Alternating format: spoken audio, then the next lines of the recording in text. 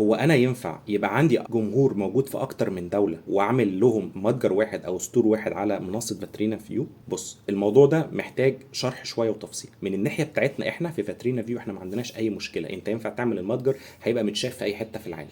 بس خليني اقول لك بقى الفلسفة، لان فاترينا فيو مش بتشتغل لوحدها. فاترينا فيو الفلسفة بتاعتها ان هي بتشتغل مع مواقع التواصل الاجتماعي بتناغم، بحيث ان هي تبقى آلة لتوليد العملاء بالنسبة لك. تمام؟ يعني الفكرة مش في المتجر، الفكرة في العميل اللي بيشتري. فلو انت عندك متجر، المتجر ده انت عندك مثلا عملاء في مصر مثلا وعملاء مثلا في السعوديه. العميل بتاع السعوديه هو مختلف في قدراته، اهتماماته، قدراته الشرائيه عن العميل اللي موجود في مصر، اللي ممكن تبقى اهتماماته مختلفه، وحتى قدرته الشرائيه ذات نفسها او اهتماماته في الشراء بتبقى مختلفه.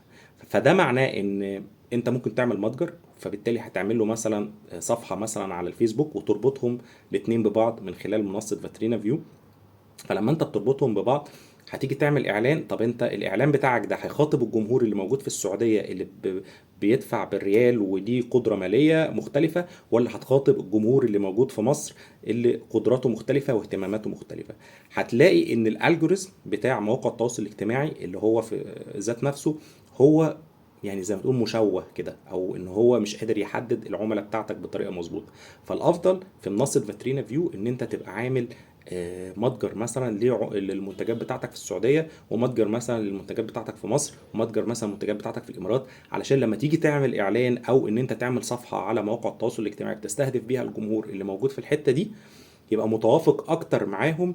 خلينا نقول ان قاعده العملاء بتاعتك، المعلومات اللي بتتكون عنهم بتتكون بطريقه فيها نوع من التناغم. طبعا يفضل ان انت تعمل لكل دوله يبقى عندها متجر علشان يتربط بصفحة مختلفة، عشان حتى تكلفة الإعلان. أنت لو جيت عملت مثلا إعلان في مصر فهيبقى ليه تكلفة، بس لو عملت نفس الإعلان في السعودية هيبقى ليه تكلفة تانية خالص، لأن هو جمهور تاني بقوة شرائية مختلفة.